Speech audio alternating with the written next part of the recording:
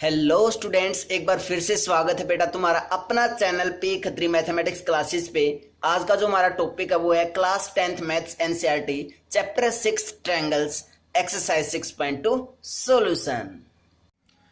Question number 2 देखते हैं बेटा क्या है। E and F are points on side P Q and P R. Means हमें दो साइड है गिवन, कौन कौन सी, P Q and P R. P Q point, P Q जो साइड है उस साइड पे कौन सा पॉइंट है, ई पॉइंट है। और जो पी आर साइड है उस साइड पे कौन सा पॉइंट है, एफ पॉइंट है respectively of a triangle P Q are. एक ट्रायंगल पी क्यू आर है। For each of the following cases, means जो नीचे हमें केसेस दिए गए हैं, जैसे फर्स्ट केस, उसके बाद second, third case, state whether E F parallel to Q R. क्या ई एफ पैरेलल होगी क्यू आर की, अगर इन केसेस को हम देखें तो। क्लियर है। तो सबसे पहले बेटा ट्रायंगल ही ड्रॉ कर लेते हैं, कौन सा, पी क्यू आर। और उसके बाद पी क्यू जो साइड है उस पे पॉइंट ई लेते हैं, और पी आर जो साइड है उस पे कौन सी लेते हैं, पॉइंट एफ लेते हैं। तो सबसे पहले फिगर ड्रॉ कर लेते हैं एक बार। तो बेटा हमने फिगर ड्रॉ कर लिया है। हमें क्या क्या गिवन है, पीई, पीई मीन्स ये लेंथ गिवन है, ई क्यू ये गिवन है, पी एफ मीन्स ये गिवन है, और एफ आर मीन्स ये गिवन है। मीन्स जो ट्रायंगल पी क्यू आर है इसकी दोनों साइड्स की रेशियोज क्या हमें गिवन है। तो हमें चेक करना है कि ई एफ पैरेलल होगी या नहीं, किसके, क्यू आर की।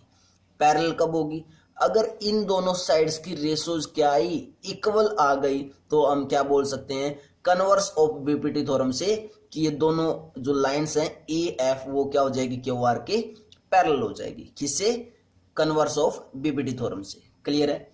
तो देखते हैं बेटा फर्स्ट पार्ट। सबसे पहले हमें चेक करना है कि ई एफ पैरेलल है नहीं, किसके, क्यू आर के। तो मैं यहां से क्या लेके चला कि पीई, क्या लेके चले बेटा, कि P E divided by E Q निकालेंगे। सबसे पहले पीई डिवाइडेड बाय क्या निकाल रहे हैं, ई क्यू। तो निकालेंगे तो क्या आएगा हमारे पास, पीई कितना है, 3.9 है, और ई क्यू कितना है, 3 है। क्लियर है। तो हमारे पास कितना आएगा, ये डेसिमल को रिमूव किया तो हमने कितना आया, 39 डिवाइडेड बाय 3 और इनटू में 10, यही बचा। 3 1 जा 3, 3 1 जा 3, 3 3 जा 9, मीन्स कितना आया, 13/10 आया। क्या, P E divided by E Q. Clear है। सेम ऐसे ही अब इस साइड की रेशो निकाल लेते हैं। इस साइड की रेशो निकालेंगे, क्या आएगा, P F divided by F R, ऐसे ही निकालते हैं। तो पी एफ कितना है, 3.6 divided by P F R कितना है, 2.4।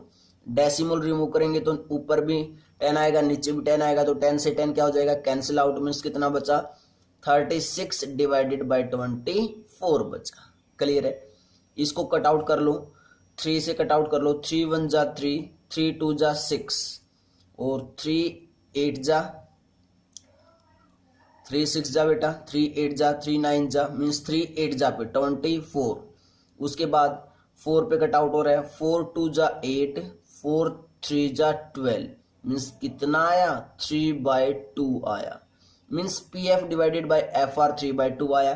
PE divided by E Q कितना आया, 13/10 आया। क्या ये दोनों चीजें इक्वल है, मीन्स रेशो इक्वल नहीं आई, तो हम यहां से क्या लिख सकते हैं कि that implies PE divided by EQ not equal to किसके, PF divided by FR की। मीन्स इस ट्रायंगल की दोनों साइड्स की जो रेशोज है वो इक्वल नहीं आई।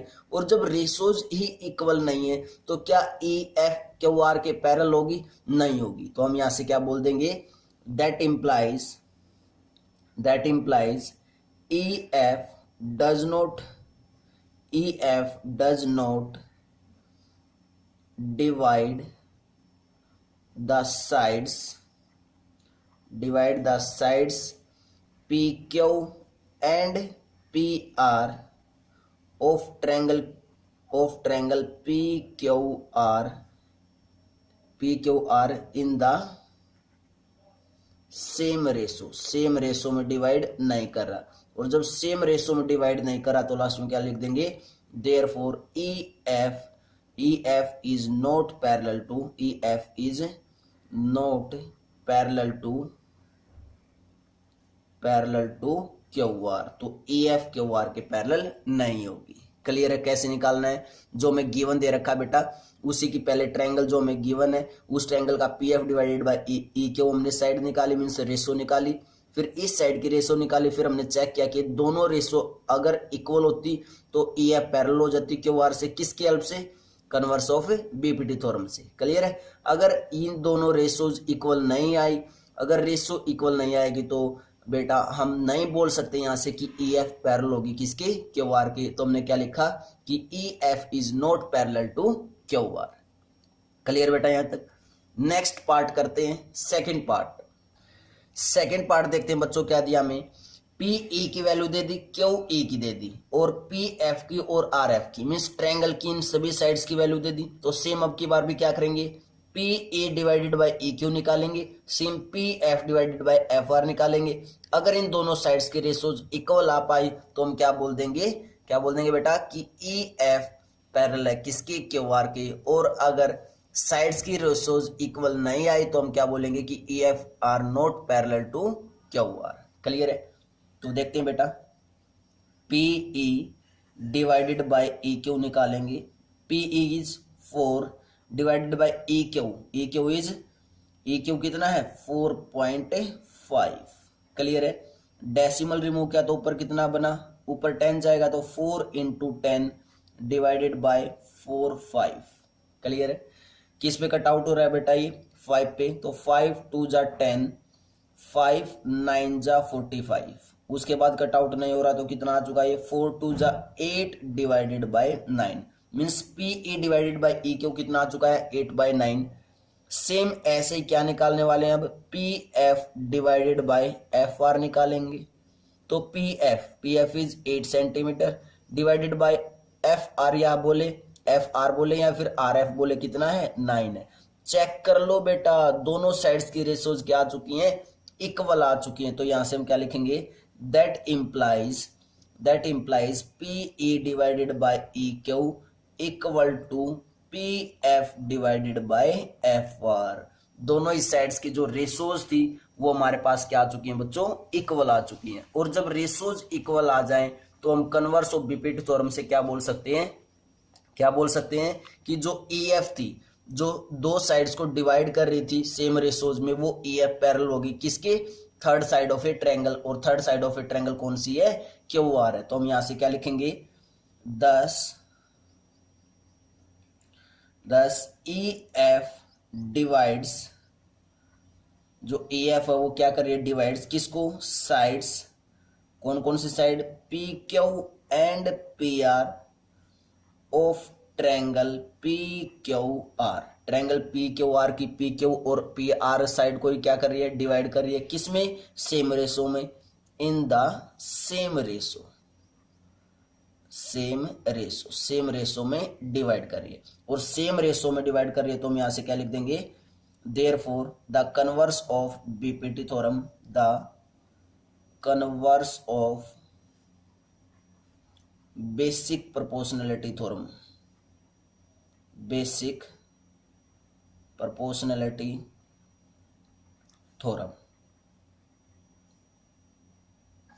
बेसिक प्रोपोर्शनैलिटी थ्योरम से हम क्या लिख सकते हैं कि E F is parallel to Q R. तो यहां पे क्या हो चुकी हैं? दोनों ही साइड्स ये पैरेलल हो चुकी हैं। क्लियर बेटा? किसकी हेल्प से हुई? कन्वर्स ऑफ बीपीटी से हुई। क्यों?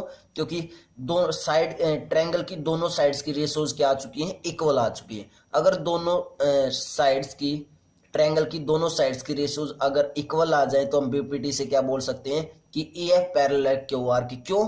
क्योंकि बेटा बीपीटी में, कन्वर्स ऑफ बीपीटी में हमने यही तो पढ़ा था, अगर ट्रायंगल की साइड्स की रेशोज इक्वल है तो वहां से हमने क्या प्रूफ किया था कि जो डिवाइड कर रही है ट्रायंगल को, जो साइड्स को डिवाइड कर रही है टू पार्ट्स में, वो लाइन पैरेलल हो जाएगी ट्रायंगल की थर्ड साइड के। क्लियर है? नेक्स्ट पार्ट देखते हैं, third part. Before that pause the video, note it down. इसमें चेक करो बेटा, थर्ड पार्ट में क्या क्या गिवन है? पी क्यू, देखो ट्रायंगल मैंने दोबारा से फिगर बना लिया है। कंप्लीट पी क्यू की लेंथ गिवन है, ठीक है। उसके बाद P R, complete P R की लेंथ गिवन है। पी ई मीन्स ये गिवन है, एंड पी एफ और ये गिवन है। अब कोई बच्चा बोलेगा सर हम इसको जब रेशोज निकालते थे तो हम ऐसे निकालते थे P E divided by E Q, ऐसे निकालते थे, बिल्कुल ठीक बात है।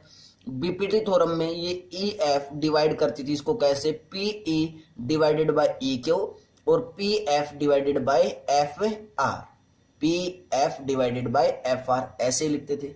लेकिन यहाँ पे तो हमें कंप्लीट पी क्यू जो साइड उसकी लेंथ दे रखी है, अब ई क्यू कैसे आएगा। तो बेटा जब भी अगर ऐसी लेंथ दे रखी है तो देखो इस हमें क्या क्या निकालना है, P E divided by E Q निकालना है। तो मैं यहां से ये भी निकाल सकता हूं क्या कि P E divided bye complete P Q, मैंने देखो इस साइड क्या लिखा है P E divided bye complete P Q लिखा है। तो जो जब मैं दूसरी साइड लूंगा ना वहां पे भी सेम मुझे ऐसे ही लिखना पड़ेगा।